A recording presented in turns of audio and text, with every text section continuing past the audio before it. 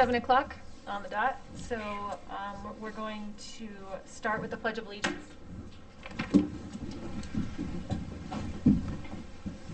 I pledge allegiance to the flag of the United States of America and to the republic for which it stands, one nation, under God, indivisible, with liberty and justice for all.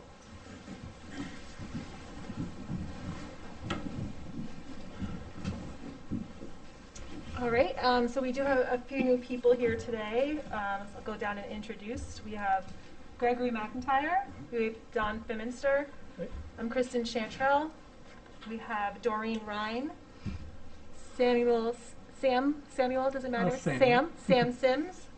Oh, are you Wendy Sims' son? Yeah. Nice to meet you, I'm your neighbor, actually. Oh, nice to meet you officially. And then Phyllis Berger, with Gary Gaishel here. Inland Wetlands agent, and representing the ex officio is Ann Cichello. That's it for introductions. So we'll go right to public delegations. Public delegations is the time when members of the public are invited to speak to the commission about certain matters, issues, or concerns related to approved wetland permits and in-house proposals, or general topics of discussion are open to comment. Agenda items, referrals, applications subject to a decision by the commission, a public hearing, or in litigation may not be discussed. Okay, we have one person from the public. Are you here for public delegation or application? Application. Got it. Okay. Moving on. No public hearing. Next is the acceptance of minutes.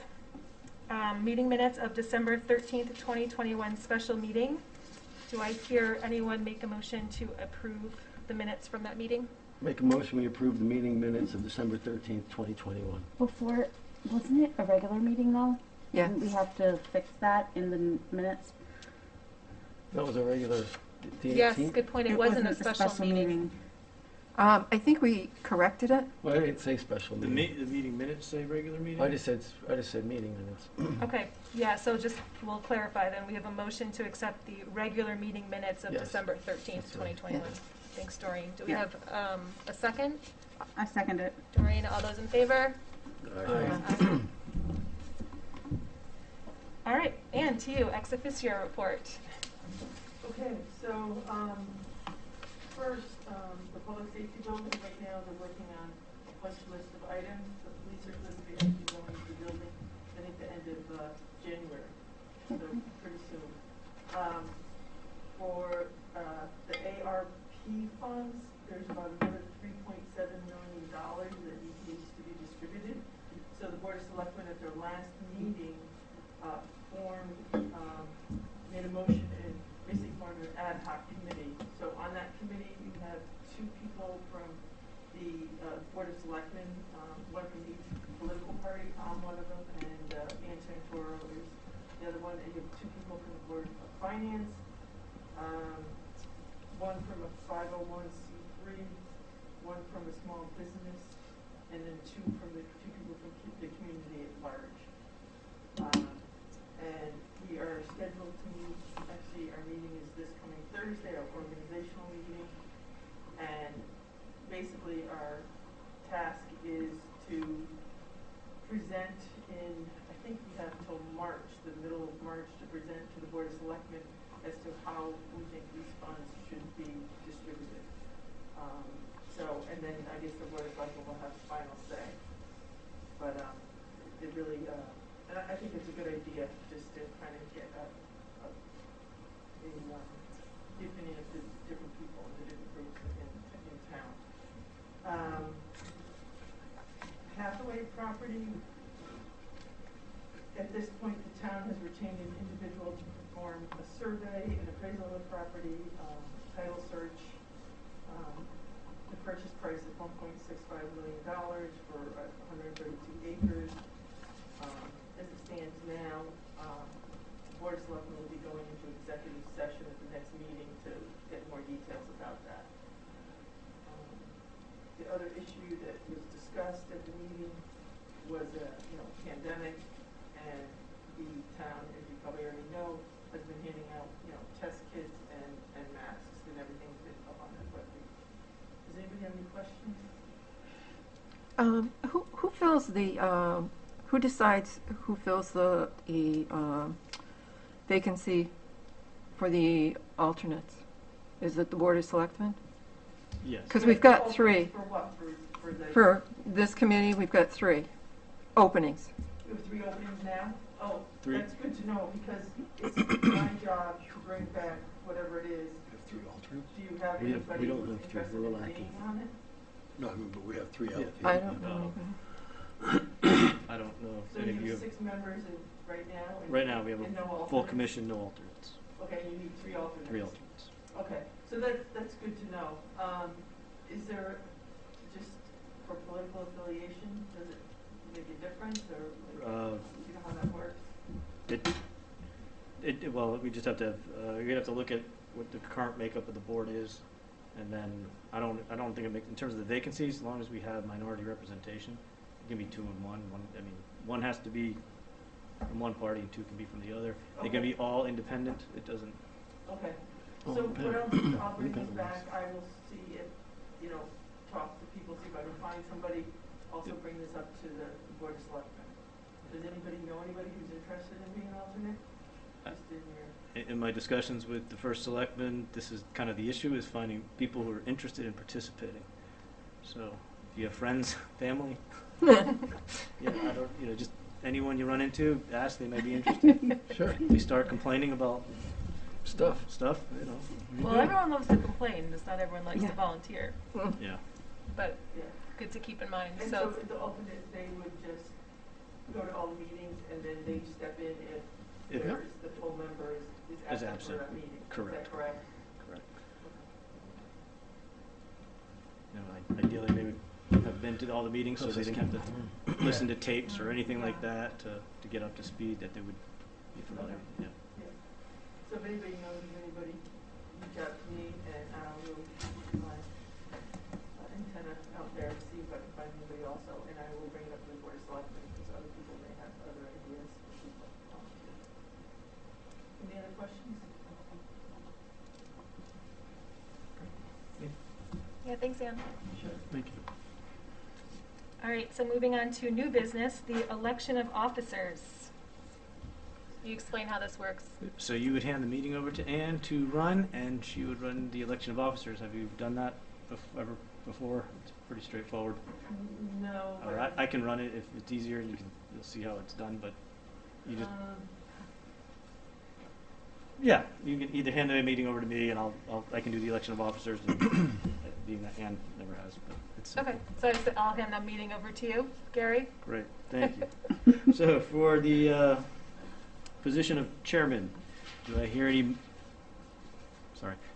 any recommendations for the position of chair? Want to nominate anybody for the chair? Well, I can recommend Chris. Kristen? Do I If hear you're any other interested. nominations for chair? Yeah, thanks, I'll accept that nomination. Any other nominations for chair? Going once? Did you say it 3 times? Any other nominations for chair? Going twice? Any other nominations for chair? Hearing none? All in favor? Kristen I think Shin. you got a second. No, that was just a nomination, so Oh, okay.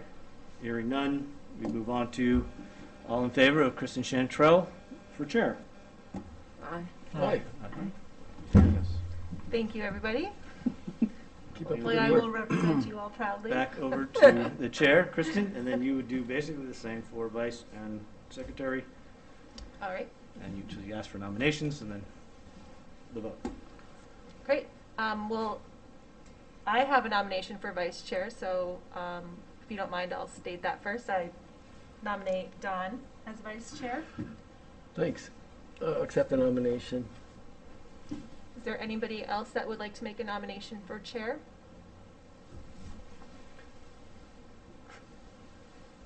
Going once? Going twice? Going 3 times? You're just 3 times. Do I hear a Any second nomination for vice chair? And for the 3rd time, do I hear another nomination for vice chair? No. All right, all those in favor? Aye for Dawn. Yeah, thank you, guys. Congratulations. Thank you very much.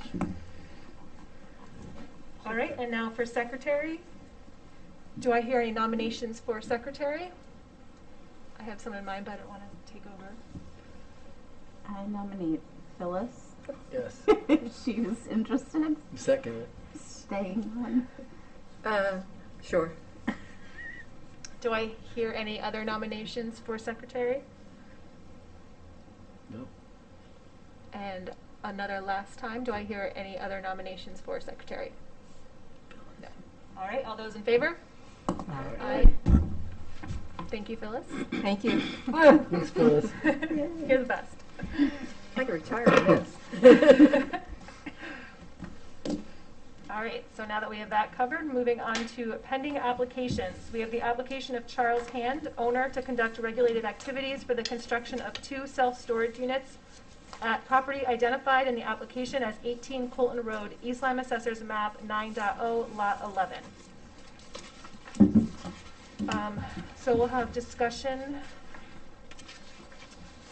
on this. We are determining if it needs a public hearing or not, And/or issuing a permit, yeah, that's, and/or issuing a permit, okay. yeah, you can determine, you have to make a determination that the application is complete, and then you can act on it. Okay, It's been on the agenda for over 15 days, so we don't have to worry about that appeal period. Okay. We have technically 65 days to act on it or hold a public hearing. So, Gary, can I ask, we, several of us did a site walk on this property during the summer, correct? Yes. Okay, so it's been quite a long time. All right. was that application withdrawn and there a new one submitted? I Yeah, think we had. they had to update, yeah, they had deficiencies with the application. Got so- it, okay. And it basically, due to a lack of communication between the applicant and staff, it kind of fell through the cracks, but at the same time, they picked it back up and kept moving it forward, and so we are here today. Okay, I wanted to have put it on the last month's agenda as they were here, but being that I didn't have what I thought was an updated plan, although they had an updated plan. oh, So, but either way, the town engineer had not reviewed that until now, so we've got his review in the record. So we wouldn't have been able to decide anything at the last meeting anyway, because we didn't have town staff review. That said, the applicant's engineer is here this evening on their behalf. If you have any technical questions in that regard, I certainly can explain the stormwater. I'll just note our town engineer's comments, which I did receive today. He indicated that the water quality volume calcs were not provided in response to his question 1. However, since the site is mostly gravel and runoff, and roof runoff, this should not be an issue per the engineer's comment/inspection. I'm guessing that was his observations and/or the proposed detention pond maintenance. Any other questions? We can hear from the applicant. yeah, if you, I'm sorry, you're the applicant for this property? For Would the you record, mind? My name is Robert Braderick, and I am the agent for the applicant. Okay, Gary, did they get the information I sent you, or should I speak? They should have copies of your report from Osprey Engineering. Yeah, I do, in this Okay. hard copy. Yep, you should have, okay. and they should also be on the website.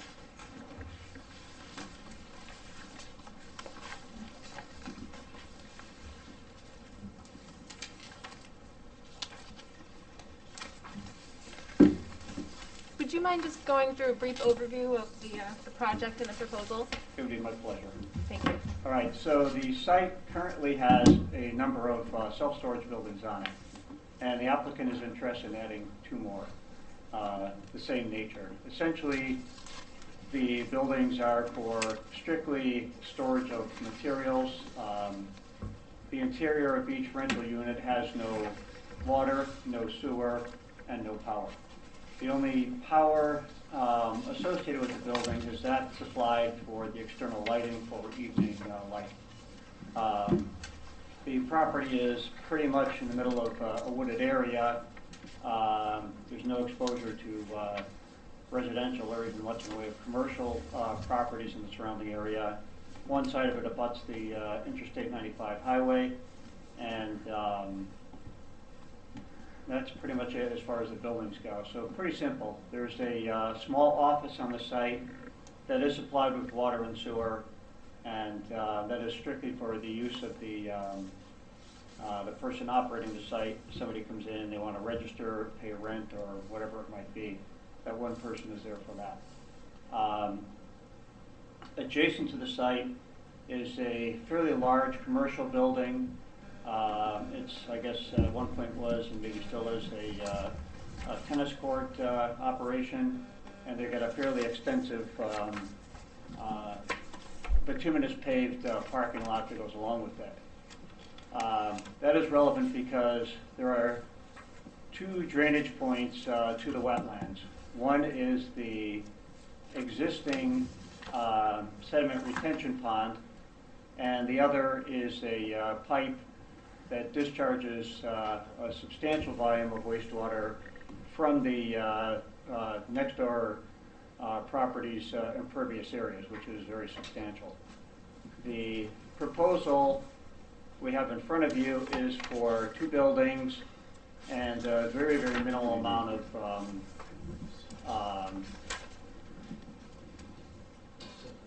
okay, yeah, no, I'm all set with that. And a very minimal amount of gravel for access. So the one building feeds into the existing retention pond, and at the request of the town, we went out, took a look at it. We also had Rich Snarski take a look at that, the proximity of the building to the wetlands, and had his recommendations. And they were essentially that he did not see any suitable upland area for any kind of a proposed wetlands renovation. We kept entirely out of the wetlands. There was some discussion as to whether we should fill an area behind the building for routine maintenance, and it was Rich's opinion that based on the soils out there, you could walk out there during the once or twice a year where you might want to, I don't know, take some leaves off the roof or something like that. The existing buildings have been in operation for about 15 plus years, and maintenance requirements of the building are very minimal. There's no heat, there's no anything else, so there's no need for maintaining that. There's no windows to repair. The only doors to these things are overhead doors in the front area. So they're basically steel buildings, and there's not a lot that is required for maintenance. And so Rich indicated, and Charlie Hand, the owner, concurred that based on the fact that there's really no activities typically going on behind the buildings, that we would just leave it the way it is and not propose any fill behind it. The roof leader from one of the buildings goes to that retention basin, and I went out and took a pretty careful look at that. And that building was installed in accordance with the design that I had put together about 15 years ago or so. And the inside of the retention area is overgrown with phragmites and some multiflora rose, things like that. It can be cleaned, but on the other hand, the vegetative mass, the root structure, that type of thing, does work for removal of sediment and potentially any nutrients that might be washed into there, although there wouldn't be any associated with the maintenance of the site. There's no mowing, there's no landscaping, other than a very small amount up by the building. And so we felt it would be best just to leave the vegetation in there, but that can be cleaned out if you so desire. The most important thing from a runoff perspective with that basin was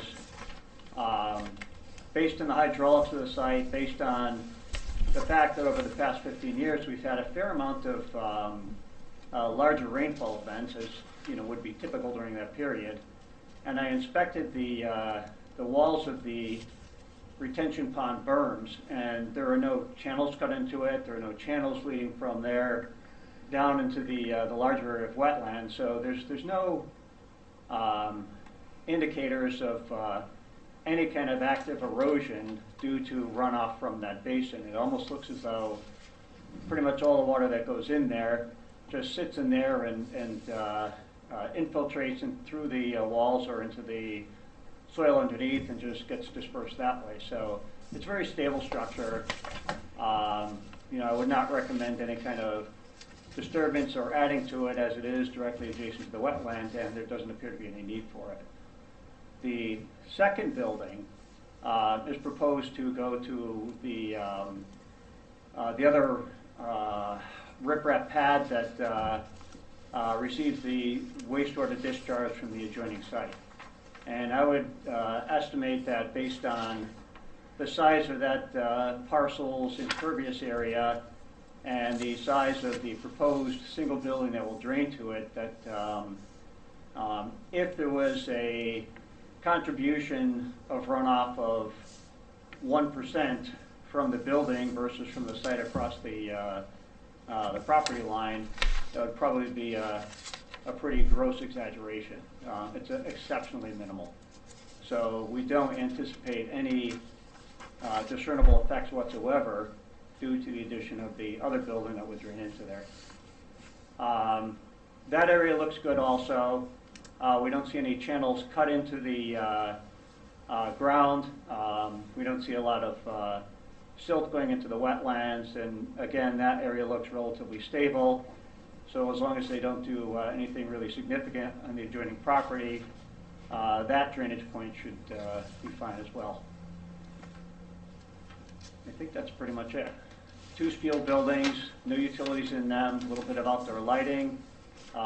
They would join the existing buildings that require minimal maintenance because all they are storage buildings. It's in the woods. There are no visual impacts to pretty much anybody. And the runoff situation seems to be well in hand with respect to existing operating conditions and the minimal additional input from the two buildings.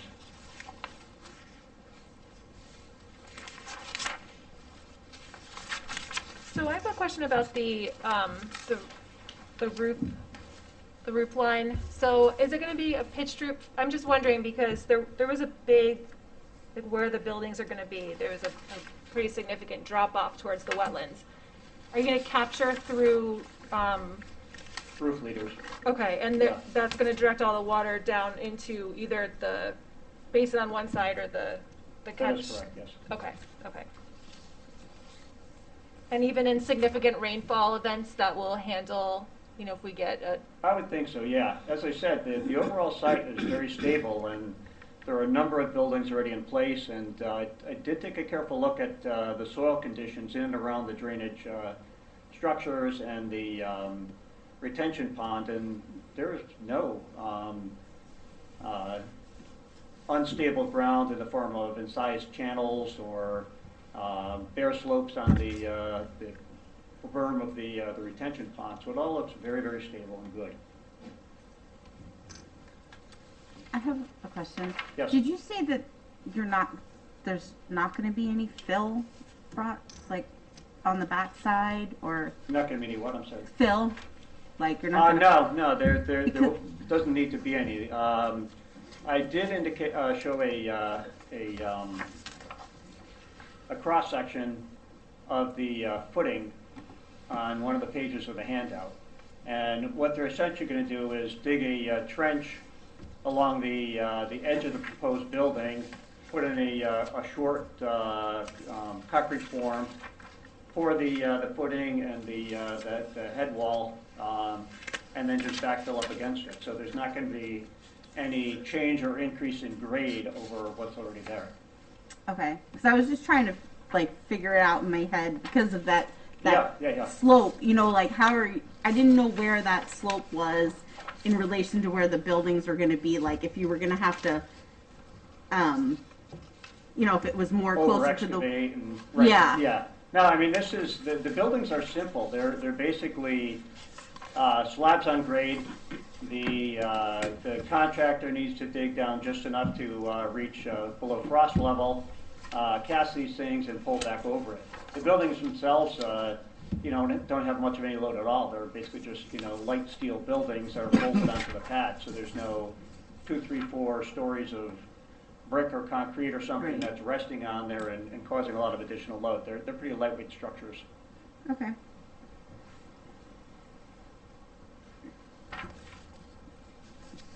Anybody else have any questions? No. No. You had said that there's nothing stored outside, but I recall when we did a site walk, Yes. there was at least one small vehicle that was covered and stored outside. It was like a Yeah, I little, did little see that. MG. And I also saw the bucket when I was out there too. Yeah.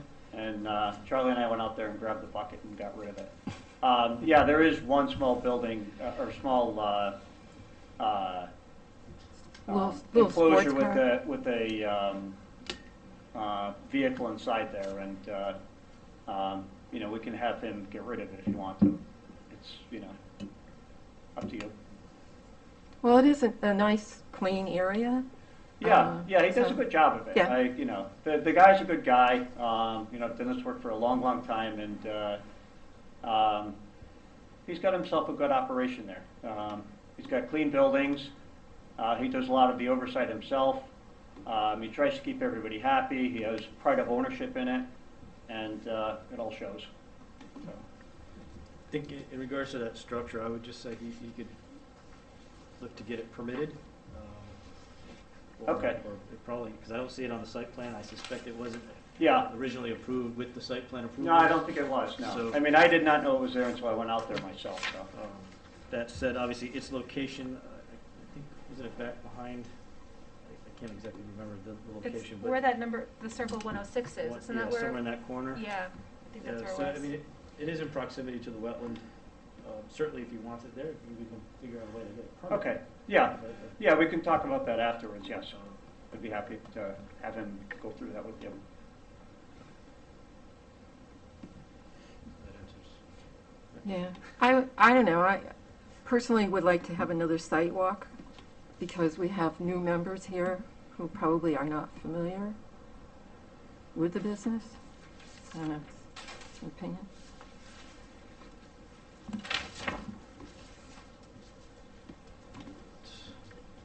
Yeah, my only comment is there are two places on the map where the building pad likely is within 2 feet of the wetlands. Yes, And 100 years from now, that's not a problem, but in the first 60 days when you're putting the pad in, it's likely that excavators or something will be within the wetlands well, to do that. I would say not. And the reason for that is this will be a typical construction sequence where the wetlands are flagged, the silt fence will be installed before anything else, and it'll be not in the wetlands. And the contractor will be directed under no circumstances whatsoever to disrupt the silt fence or to go on the other side of it.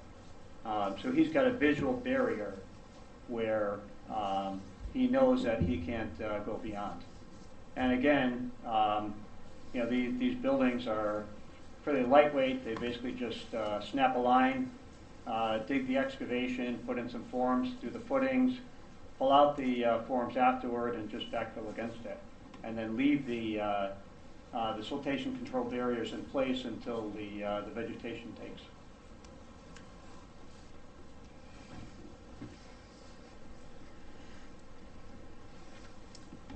So when we were out there, I know it's all supposed to be gravel. It was pretty. It almost looked like pavement. Yeah.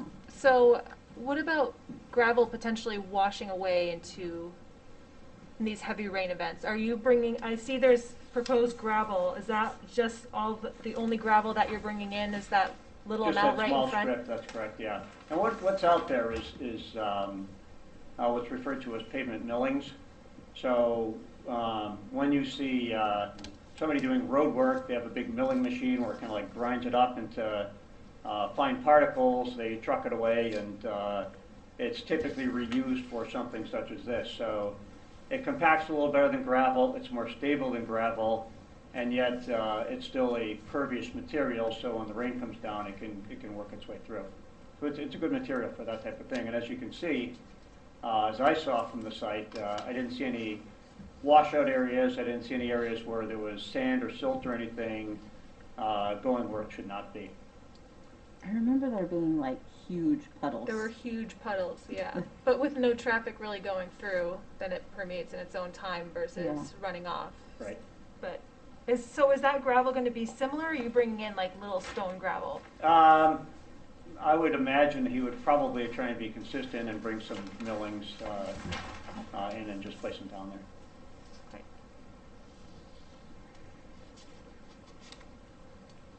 So Gary, tonight are we determining, what's our course of action for You need to tonight? determine, we need a public hearing. The application was received 12/20/2021, and I think that was, It's like a month ago.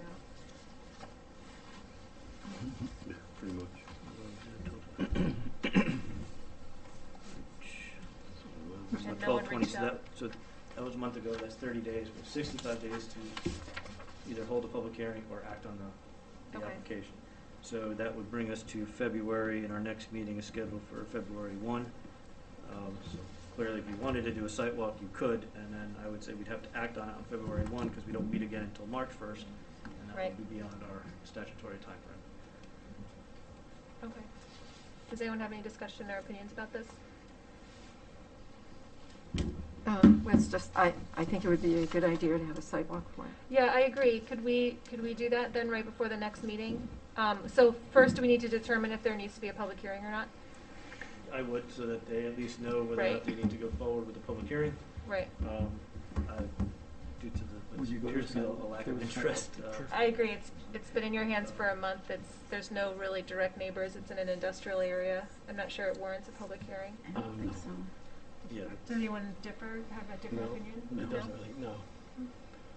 so We don't with even that, have if a no site. public hearing, I would just schedule up the site walk, unless you have any other questions that you may want answered before the next meeting, we can ask them now. I would just point back to the town engineer's comments. The zoning official just signed the review indicating, I guess there was no issue there, that, again, they would have to apply separately for their zoning permit, but that would come subsequent to the wetland review. So I'm not sure what their time frame is, but assuming they walk out of here with a permit within the next month or two, I think they would go on to zoning, their next step. That being said, with the town engineer already having reviewed the plan, I think it would be a relatively quick approval there, Yeah. assuming it all meets building, setbacks and things to that nature. I know we've already talked with Mr. Mulholland in the design of this plan, so I suspect that it will. I have a question. So the like tennis area facility next door that you said their parking lot drains into that catch basin, and then that catch basin goes into a plunge pool. Is that? Yes. And that, when that, I mean, I guess that would have been designed, like it's an existing plunge pool. So that was designed way back when everything was first built. I think it was probably just put in. I'm not sure that the adjoining owner had an arrangement with the property owner to install it. It was just done. Because I guess I was just wondering, it was that plunge pool and the catch basin designed to catch all of that flow from the adjacent property, or is it just something that's happened after the fact? It may have been after the fact to address maybe an existing drainage issue. I don't know when that catch basin was installed. It's existing, so Yeah, they got a whole system here. I was kind of under the impression, looking at it, that it was installed when the development had gone in, but if it hadn't been, then they may be just addressing a current condition. But everything is even though, my question is it's functioning the way it's supposed to at this point in time, even though it's getting all that runoff from the adjacent property? We can leave that up to you to observe for yourself. Okay. Might be the best way to do it. That's a 12-inch reinforced concrete pipe. That's a pretty big pipe. So I would imagine it is sized to handle the runoff from the adjacent. That's a good question, because that's a huge parking lot. Yeah, because there was on the, I don't know, I guess there was a comments and response, there's an aerial and you can see how big the parking lot is. Yeah. And I was like, wow, that's all running into that little catch basin. Well, That's we don't know. a lot of water. We don't know. So, I mean, not that that doesn't necessarily affect what's happening now. I was just kind of, I mean, if there was issues with that existing plunge pool, that now would be the time to rectify it, you know, if, Right. Right. if It's, there Right, it's it's kind of on a the feature of the property. landscape at this point in time, and the question is if you wanted improvements, who should the improvements be Right. taken care of by? Yeah. It would seem like it'd be the next door property Yeah. owner, but, yeah. Okay. That Well, answers. maybe we can put that on the sidewalk too. Yeah, we can take a look and, you know, we can talk about it at that point in time. Sure. Does anyone have any other questions? We'll schedule a site walk right before the next meeting and have further discussion on February 1st. Good? All right. And do we want to ask the engineer to take a look at the plunge pool and just ensure that it's sized correctly? Yeah. Well, the plunge pool, I'm not sure that I can do that, because that plunge pool takes all the runoff from the adjoining parcel, and I don't have a lot of information on the adjoining parcel, so it would be, at best, a kind of a wild guess on my part. Because I also don't know where the other, you know, potential routes of, or existing routes of runoff go on that property, so I'm kind of handicapped that I just don't have the information, because it's the adjoining parcel. Is that something the town could look at? I can have Alice take a look at it as well and kind of see what his thoughts are, just to, Okay. you know, I mean, again, I think he's going to be in the same boat as Bob. I'm sorry, looking for your last name. If I never pronounce it properly. Nobody does. Right. So I think with that, but nonetheless, better to have another set of eyes on it, and he may have some ideas. If need be, he may feel that the current conditions are sufficient. Again, hearing that the majority of the site is a sand and gravel site, and knowing that Alex has pointed that out, I think the runoff from the leaders is going to be minimal in terms of the volume entering that plunge pool, and it's only one of the buildings where the other one's going Right. the other direction. So with that, we'll site walk it, and we'll be back in 2 weeks, right? 2 weeks? 2 weeks. Okay, good.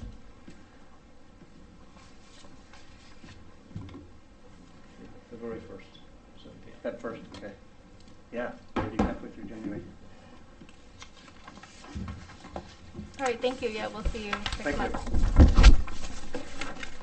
All right, old business, Gateway, request of Attorney Theodore Harris for GDEL Residential B for the release of the performance bond for the second phase of the residential development at the Gateway site. Okay.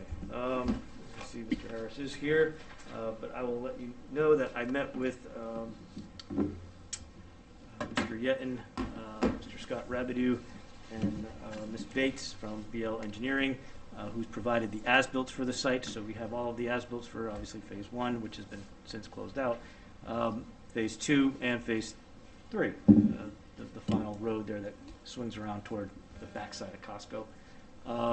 Walking the entire site, the large hill has been stabilized. You can see that from the Costco parking lot. I walked the FEMA floodplain compensation area that they had to dig out. That's been planted and been stabilized for over 2 years now. It's functioning well.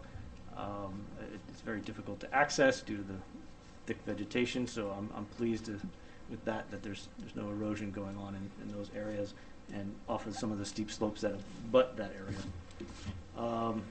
So my report is that the site is stable. We have the as-built. They're requesting release of the bond, and the project would be then closed out. I have no other.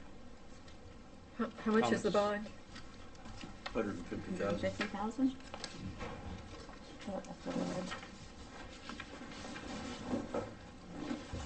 So was there an issue where you, where the gas station is and you look down and it slopes down? Was there with the conservation committee or something?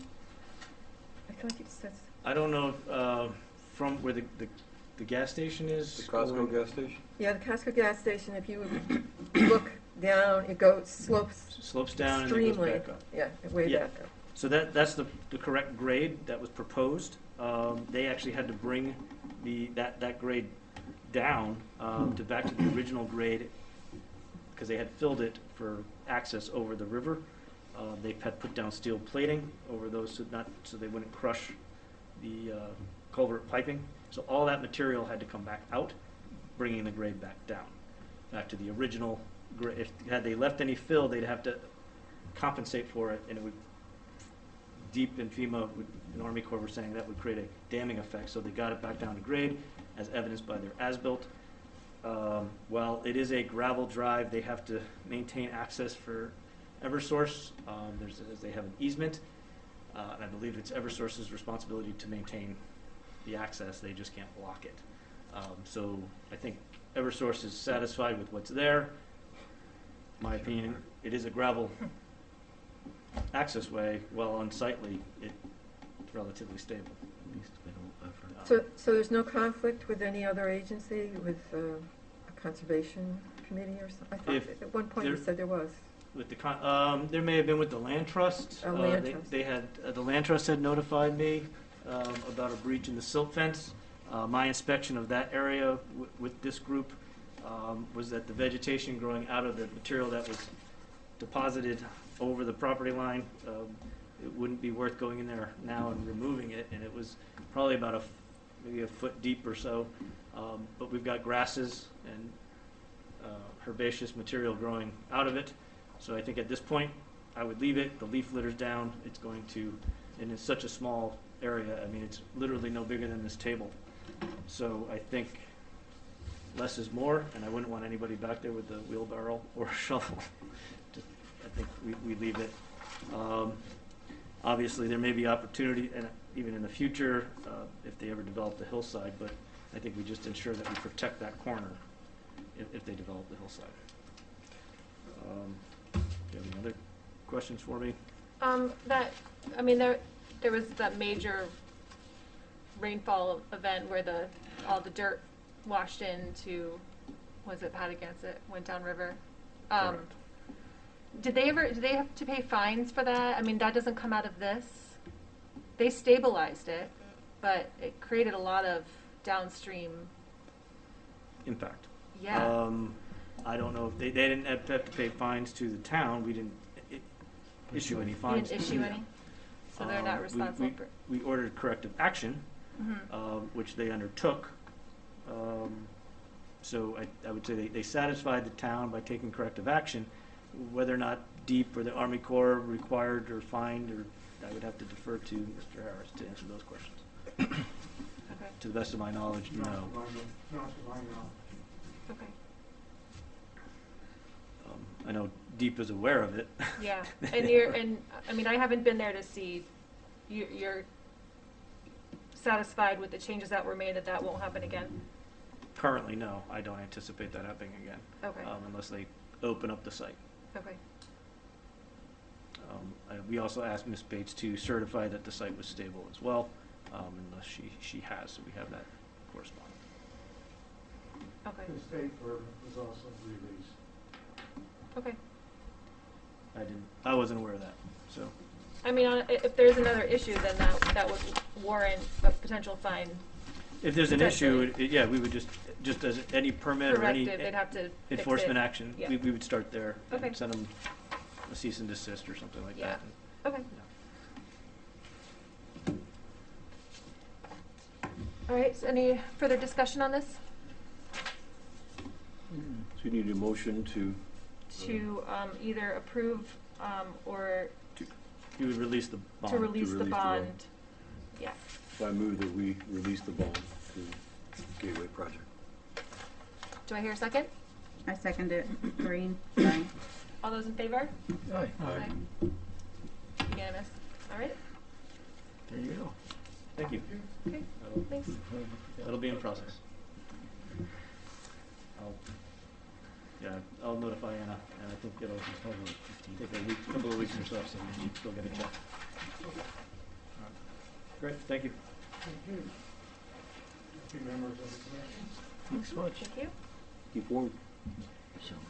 All right, so moving on to reports. We have the chairman's report. I don't really have anything. I did just want to further discuss the property off of North Brydebrook. I don't know if that's the potential pond. That is on my radar. I am going to contact Mr. Pizzali and ask if he'll dig me a hole. Is it possible that we could go with you? That I don't know. I think we should ask counsel. Okay. I'm just curious if we could, I mean, I'd 'Cause love to hear. We have a permit that we issued as an agency. I'll let council know what their thoughts are. And then I'll talk with Mr. Siri, and then, because he's asked me the same question, and I told him this is where we're at. We're going to have to dig a hole or hire a soil scientist ourselves to Yeah. determine whether or not a pond was filled in. So how does that work? Because, I mean, if they brought a significant amount of gravel, soil, whatever, and covered it, how far down does a soil scientist go? Soil scientist is looking at typically the top 22 inches. Okay, so it wouldn't be that hard to cover it. So I can go down with the auger, probably about 36, almost 48 if I'm, move a lot of dirt. So, yeah, I would say I can get about 3 or 4 feet down with the auger, and so I mean I can start there and go out there on the site and start seeing what I see. And if I get down there and I start seeing redoxomorphic features or water, then I would know that hey, there was something buried. What's interesting is he's had 2 soil scientists look at the property and submitted that information along with his applicant, with his application, and we relied on that information We did. in making a decision. And that's all you can be expected of you. So with that, we go forward and we'll can investigate and take a look at it. But I think we should contact counsel. That being said, I talked to Mark Zamarka. He's scheduled to come to our next meeting. Wasn't sure if this would still be on the agenda or not, but we'll have just him. He's going to give us a Wetlands 101 breakdown of kind of land use law and what's legally required. So that should be a good overview for all of you. Sam had reached out to me and asked me for some resources. I just sent out an email link today. The Commissioner's Training Program is now back online.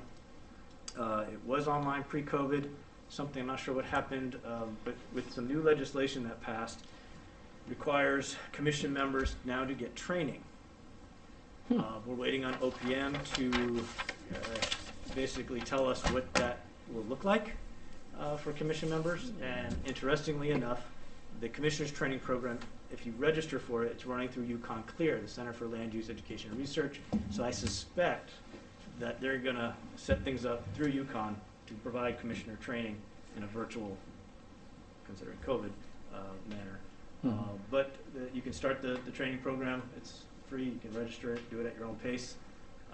It's not hard, and you'll get a nice little certificate.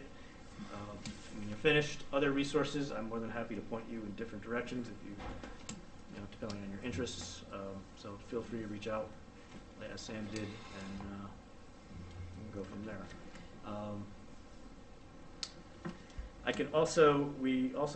We have some pending litigation. If you'd like, I can ask Mark to come early. We can have an executive session, and he can brief you as to the status of where we are with those matters. Definitely. Probably only take 15 minutes. There's not a whole lot to report on because not much has happened. I mean, a lot's happened, but unfortunately the courts are slow. So that's kind of where we are, is waiting on the court responses. But I let him speak to that. So Is this for the most recent? this is like 2 or 3 different. Okay. Yeah, but I think the most recent was the Green Valley Lake subdivision wetlands appeal, and then we have the most recent one, which he can't comment on. That's with that appeal, which is interesting. The Planning Commission approved the subdivision. They did? They did. Huh. Wow. Wait, which application are we talking? The 8-lot subdivision on 121 Upper Pat, the most recent. Oh, yes. Approval. Yes. Yeah. Well, the applicant appealed the inland wetlands decision the day after planning approved it, which is interesting, because planning approved it without the need for the swale. We had the town engineer take a look at it. So we hashed through that. We approved it with a conservation easement on the north side of the road to protect that area because it was a natural swale already in the vegetation.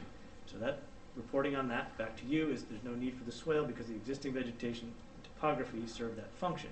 But it's imperative that we don't clear it or regrade it or touch it.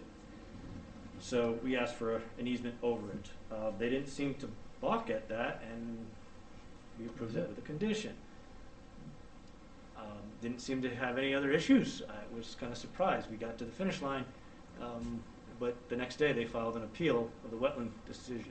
So Robinson and Cole will be, John Casey, the lead attorney, will be representing us on that. So I'm not Yeah, an sure I appeal understand because why. they don't I want don't- to put The- the easement I in? don't know whether maybe it's one of the other conditions they don't like. Who knows? So I don't know, can I ask this? From the meeting, I seem to recall that they're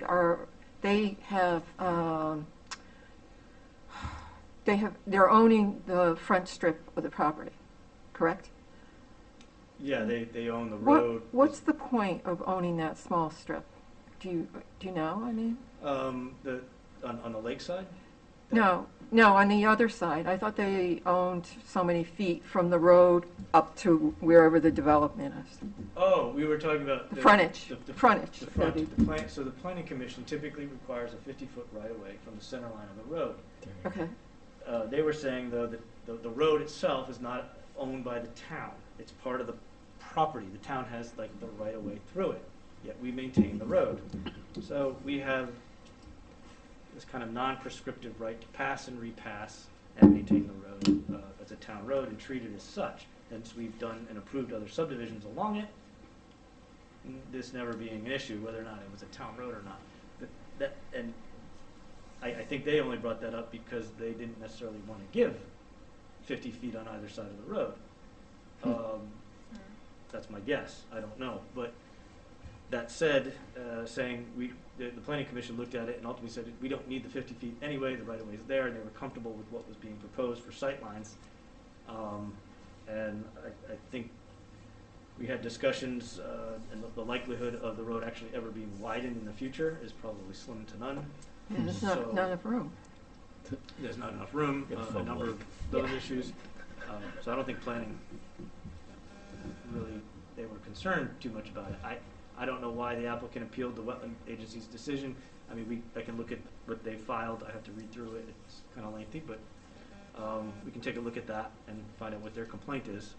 And Yeah, I would be interested. I think that Yeah, would be that's what I'm something that we curious should about. learn. Yeah, and in discussions with yeah, the legal staff of, and we also have the appeal of the 300-foot increase in the upland review area. I was subpoenaed on Wednesday last week to show up in court today at 2 virtually, which got the hearing got canceled because the judge had a conflict of interest with the case. Not sure why they didn't. Who was the judge? that wasn't discovered till right Right. before. Is it O'Donnell? Something like that. Apparently, he was a criminal court judge, and now they shifted him. They shifted all the They judges. moved all the judges. So I guess his information regarding his conflicts didn't transfer to the court clerk. So the court clerk apologized. So we continue to wait for that hearing. Again, as you know, we're asking for the case to be dismissed. So is the upland review area now 300 feet? Is that what? So We made- since no, I believe since the effective date of November 1, was it, or October 31, we've been applying the 300-foot upland review. So that's what's effective until we hear otherwise. So can I ask another question? I watched the FOI presentation, I think it was last week, and it was very interesting. And I think one of the things, and maybe I was confused on it, but as far as the agenda and adding things to the agenda, it said something about, was it 24 hours? It has to be added prior to 24 hours before the meeting? If it's a special meeting, Well, special meeting was different than a Can't- regular meeting. yeah, you know, they But were, I just got the impression it was 24 hours because the public has the right to be able to see what's going to be on the agenda. And I know in So- past, so we can't, so they were saying we couldn't do it, do you know how we put public delegations up? Yeah. Or, no, I'm talking about adding to the agenda. sorry, additions of agenda, yeah, additions to the agenda, which requires a 2/3 vote of the commission? That's what I remember, yeah. So I guess you're asking, is that statutorily compliant with FOI, Well, if it's on the same day, because then the public is denied the 24 hours? the 24 hours. And I know in the past we seem to have done that. People who should know better seem to pop up with things at the last minute. Um, So my question is, should we be doing that? Well, they did say at the special meeting, if it's a special meeting, you cannot add anything Right, to the agenda. Right, but there was a But difference, it was kind of unclear. yeah. Yeah, I think it was allowed but frowned upon, and because that's the thing too, is when someone, you know, has information that they're providing that day, you really just want to push it to the next meeting so it can be formally added. I know that they provide opportunity that we're allowed to add it. Should we be adding it though? I think, I mean, you could set a policy that if you did add it, that you can have discussion, sure, but it's gonna continue on the agenda. And you know, I mean, you already have to, when you receive an application, it has to stay on the agenda for 15 days for what? There's an appeal period, right? There's some time, that this 15-day period that someone could say, I think it ought to go to a public hearing. So, I shouldn't say that, appeal period. Review, kind of a review period for the public. So I think in keeping with that, you know, you could just as a policy, hey, if you bring it in less than 24 hours in advance, then we'll kick it off to the next meeting for, you know, before we render any decision on it. Otherwise, you know, 24 hours in advance, we can actually file an amended agenda and send that out, you know, via email. You'll be getting it quite late, but, I mean, so theoretically, yeah, we can, you know, the public would have notice because we could file that agenda. Didn't somebody at And the that last doesn't- meeting? And that doesn't require notice, right? That's just me going to the chair saying, can I file this agenda now? Yeah, but again, how does the public know? Because it's not going to be on the website. Well, as soon as it gets filed with the clerk, they'll add it to the website. So 24 hours in advance, that's when that amended agenda would go up. Okay, but if somebody comes in Monday afternoon and says, oh, I want to add something. That doesn't. They come here to the meeting, say, hey, could you add this topic? Or if I come here and say, hey, I'd like you guys to add this to the agenda, we've done that in the past many times. And usually there's no issue, that gets added and then we But should discuss we? it.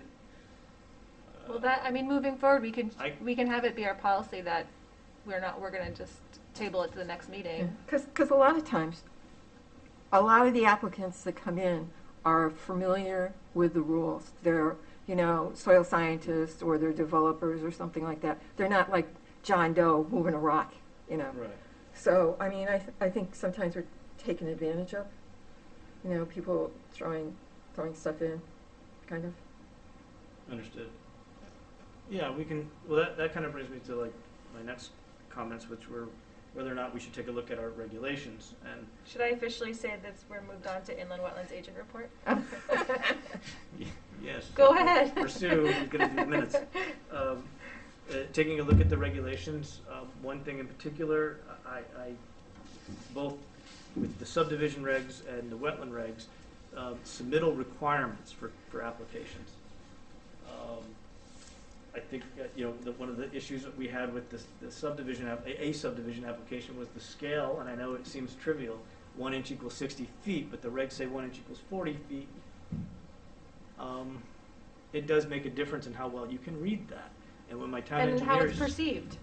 right, and when my town engineer is saying, you know, if I wasn't an engineer, I don't know how you people are even able to interpret what's going on here, especially if they have no experience, you know, reading a map and the plan. And I said, agreed, right? Like this is the issue. So if you're telling me it's hard, I think if we can get the submittal requirements nailed down, maybe refined a little bit better to specifics and what constitutes a complete application.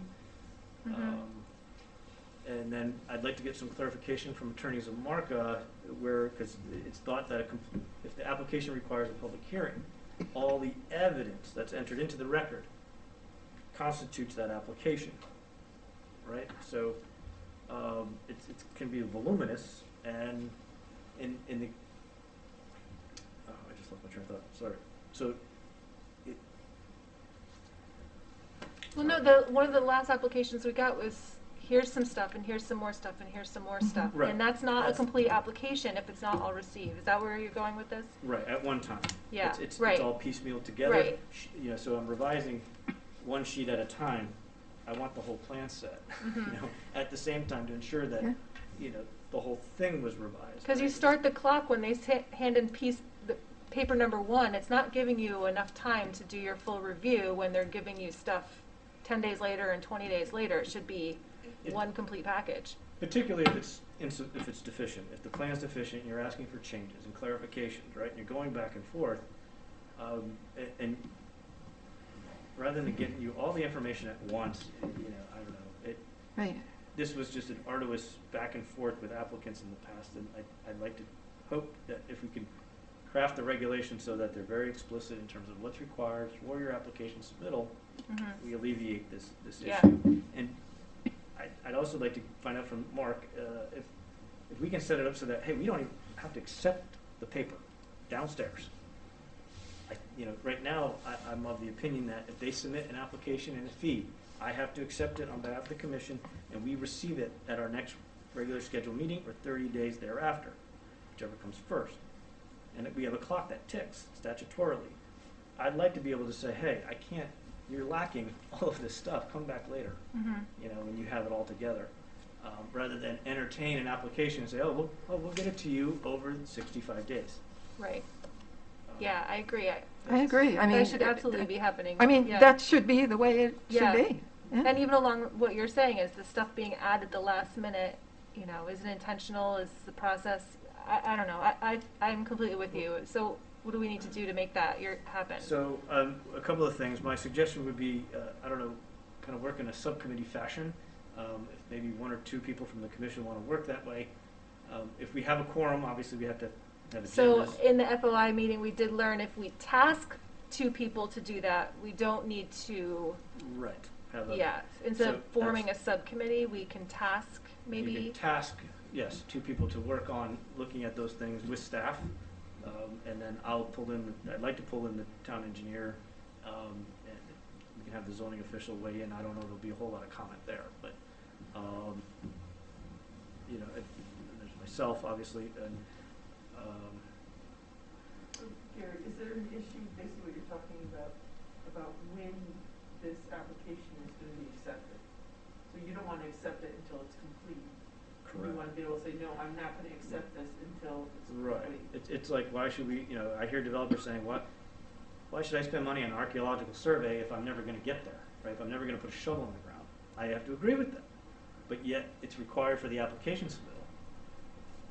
What do? I got to lay out $8,000, get my study done, and hope I get an approval. So, kind of in that same fashion, it's like, why is the commission and the town staff expend our resources reviewing an application when it's not even ready?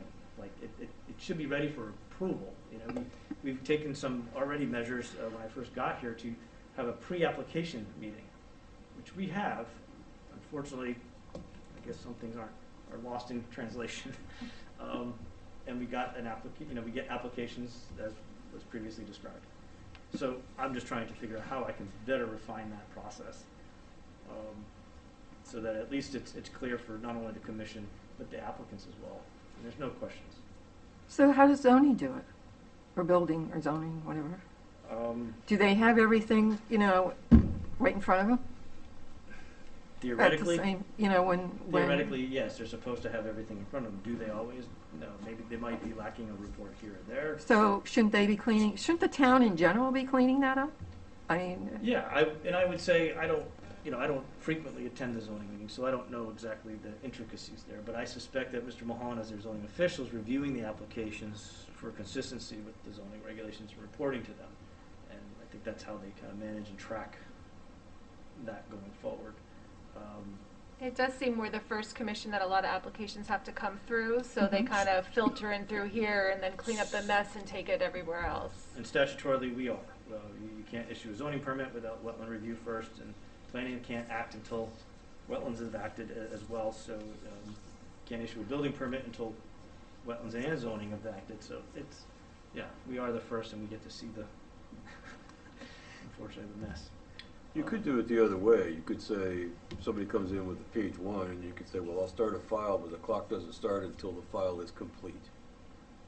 That would be nice. Depends what the statute says. Yes, that we'd have to look Do at. it submittal, Yeah. submittal. I mean, when they pay it, they stamp I it, had- it's like got a date on and everything, it's like, I have a legal. lot line revision application, it's administrative approval, so I have the authority under the subdivision regs to Oh. issue that. However, I learned the hard way that I do not have the authority to deny it. So I had this application sitting on my desk for almost 10 months. I'm like, you know what, it's gotta get off my desk, so here's your letter, denied. Here's your lawsuit. So it was like, thanks, can I have an FOI request too with that? And I got that too. And it was, suppose, I'm just like, well, how about you just get me a plan that works and a report from the Ledge Light? You know, rather than, but I had to get this thing, so we had to rectify this thing and fix it, unfortunately. But at the end of the day, we still had to wait on Ledge Light. So here this application sat again for another month, waiting on a favorable review. So trying to avoid those things. Yeah, if we can do it legally, that's, Maybe you could check with Attorney Zamarka at the next meeting, yeah. if we're in an executive session, and say, this is what we're thinking, is that something that's feasible underneath the statute? Yeah, and we can even ask him to come up with some language. Okay. And yeah, and in the meantime, if anyone's interested, I think to be tasked with that, if we could email you before the next meeting and we can discuss it again further. Yeah, we have, 2 weeks between now and then. Right. And obviously, Attorney Zamarka will be at the next meeting. So, Yeah, I think this is important. This is we can have it on the agenda for brief discussion, and he can join the regular meeting and talk about it there. okay. Yeah. Yeah.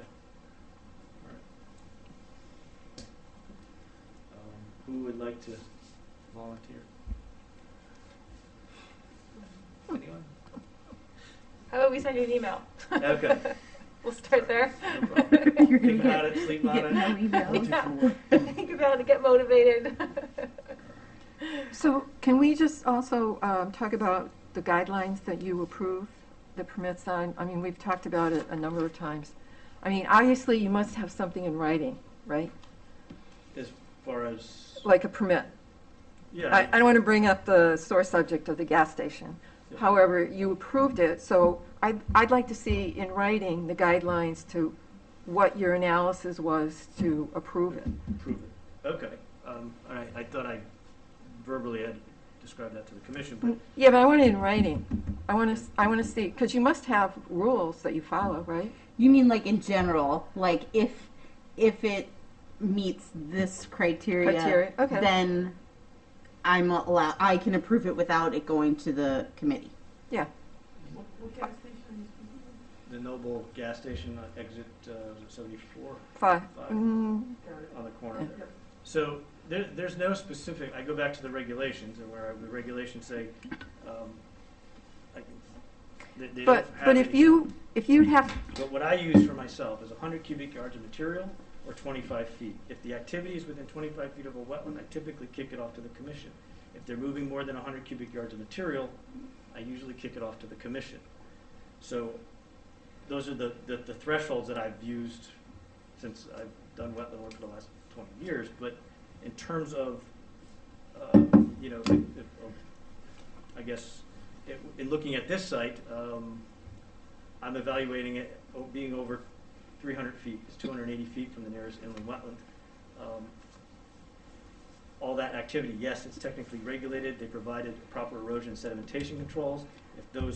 okay, so that would be one of the criteria. Criteria is if it meets the 2002 guidelines, it's an approvable plan. But if you got sued, the town got sued for a decision that you made, you'd have to go to court and have something documented, right? If the town got sued for a decision I made, yes, I suppose. But the question is, I would say, any decision that I make as an official, if I make I issue a wetland permit, people have the right to appeal that to this agency. that's their remedy. If, I don't vote at planning, so in terms of planning, when they approve a subdivision, if they want to appeal that decision, it goes to Superior Court. Same with zoning. Okay, but you'd still have to have it documented, something in writing, guidelines. Well, I would point to the deep ENS guidelines. Okay, those are- so that's could we like- have Yeah. a copy of the Guidelines? the ones that you're using Yes. to make your Absolutely. decisions? Okay, then that's simple. Correct. Yeah, okay. I have another question, kind of going back to when Kristen had brought up about the pond. So let's say you go out there and you find that the pond was filled in, then what? Well, then we would start an enforcement action, potentially, we could. And like, they just pay like a fine, they have to recreate the pond, like, I don't know what, Well, I the guess I'm question just- is, what's the remedy? And that would be to come to the agency and say, okay, what do you guys, we have to, okay. what are you guys gonna look for remediation, litigation? But hypothetically, not using this as an example, if someone brought in an application and something on it wasn't false, and we approved it, what would happen with it then? And we found out afterwards. Does that make sense? If they brought information before the commission That was not true. that was incorrect and you relied on it, yeah, there's liability there on behalf of the applicant and his professionals. I would say they're at risk with their licensure, right, particularly of PE and LS, Hmm. as well as a soil scientist. So it would go through a litigation process, and those folks would be the ones that I think the court would look at and say, you went on testify to a commission that X, Y, Z, and it's incorrect. Well, it could change the way the whole building plan is, couldn't it? Right. Yeah. Interesting. So again, but those professionals in this, I'm looking at the case, two professionals indicated that there were no wetlands in that particular area and only delineate the stream. So, I think they're going to probably turn around and say, well, that's what the site, those are the existing conditions when I first viewed the site. I know, but I know It's also a I've way of mentioned this time. before. You're not going to pay somebody to disagree with what you want to do. Right. I agree. There's truth to that, and but I do know that again because they hold licensures, they have a ethics code for their profession that they typically follow. I'd like to think that it's followed. Yeah, I think Well, yeah, but at the same Kristen's time, neighborhood was a good example. If they're surveying something that was filled, how are they ever to know that there was water there? Right. So from their they- perspective, Right, they wouldn't know. They didn't see a water Unbeknownst to them, source. and based on their Right. analysis of the top 22 inches, right, it Right. wouldn't even look there because it was all sand and gravel. right. The soils in that particular location currently are just all sand. So I'm thinking, That's probably why it was clear. No trees could grow in that soil if it was all sandy. No, well, trees were there, and they cleared them all. I don't know. I mean, No, we're when you showed- getting very when you hearsay showed that old satellite hypothetical. picture, it just showed a big gap just So, before anything. It was I just think- trees and open fields. It was just open in fields. regards to But there's that, an excavator there. No, when you showed it before. Madam Chair, I'm in- sorry. in regards to that particular matter, I think we just indicate that it's still under investigation. Yeah, We'll keep we're looking. getting very hypothetical. Getting deep into the weeds. Yeah. There's an issued permit. I don't want the landowner to feel like he's being harassed. True.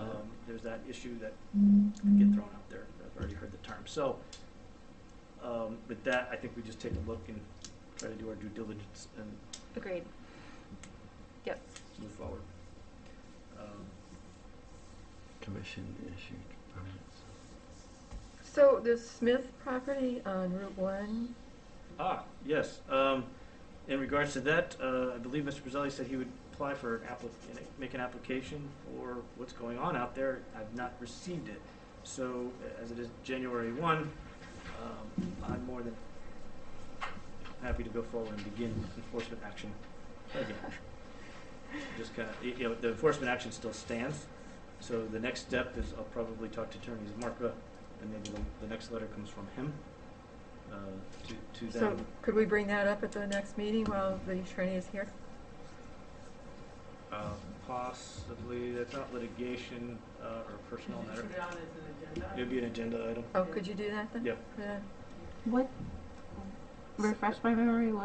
are you The- talking- Next to where the, Boat launch. The the high boat school, launch. the boat launch. To He the needed to west reapply of that, west of the Off boat from launch. Route 1. uh, the tractors and Alfred- stuff that are back by the pond. He has to yeah, apply Alfred for Smith a owns the land. Oh.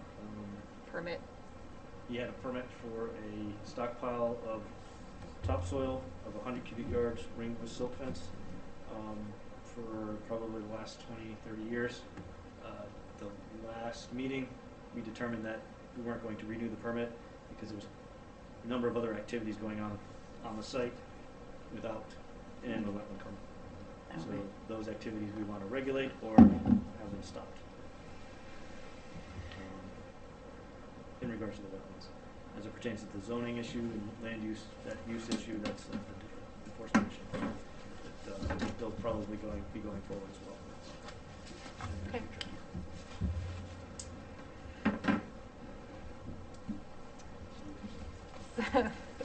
Is that everything? That's everything I have for now. That was a lot. I'm sorry. No, that's good. Yeah, it's very good to interesting. discuss it all. Yeah. Yep. It's nice to have a breather with nobody here, so you can Yeah. kind of, Yeah. you know. Well, it is being recorded, but it does, yeah, we have the time to actually discuss it and we're not hounded by it. Right. We're not rushed and yeah. Do you have an assistant now? No, but I'm soon to get one. So now that Mr. Siri's taken office, as we develop our budget for next year, I've discussed with the building officials some options to get additional help because he's got funds, I've got funds. So I think collectively we can combine our funds and get a position that will help with both. So that's kind of the direction we're going. Initially speaking with Kevin, it's kind of more of a seasonal help thing. As the spring comes in, we would hire help, and it could kind of be covered through the summer, and then we'd run out of money probably in the fall, and we would just ask again, finance for another $16,000, kind of do the same thing, and try to float going forward. But I think talking with Steve and the building official, what money is available there, I think collectively we can get a full-time position moving forward that serves both departments. Oh, good. That would afford me more time in the office to do the paperwork and those pieces, and with his inspectors potentially being available for the site inspections. Is there a way to get somebody from UConn who's doing, some work towards their Potentially, Yeah, I can or reach Con out College. to, I can reach out to Bruce Hyde, who runs the Center for Land Use Education Research. He's always exposed to students, and I'll let him know that, yeah, if there's anybody that are interested in helping out, certainly we can. We have some money to fund an internship. Which would be helpful. Good. So I'll keep you informed as to what happens with those funds and the money and the position as things progress. Okay. So are we going to meet earlier for the next meeting so we can have the, Yeah, we'll have to, if we have an Discussion executive before. session, we'll have to meet probably 6:30. Yeah. If that, unless you want to meet at 6, but I don't know that we need a whole hour. But there's, two, 3 pieces of litigation? Or did- I thought you said 3. 3, I thought you said, Three yeah. pieces of litigation to discuss. Right. So, yeah. 6:15. Good. I'd say 6:30. I'll tell him Okay. he's got 10 minutes of matter. Okay. All right. 6:30 executive session. And then the regular meeting will follow. Normally, we just put regular meeting to follow, Okay. and that way, if we do go over, we're covered. Okay. Yep. Sounds good. Anybody else have anything? Do I hear a motion to adjourn? I'll make a motion to adjourn. I'll second it. All those in favor? Aye. Aye. All right.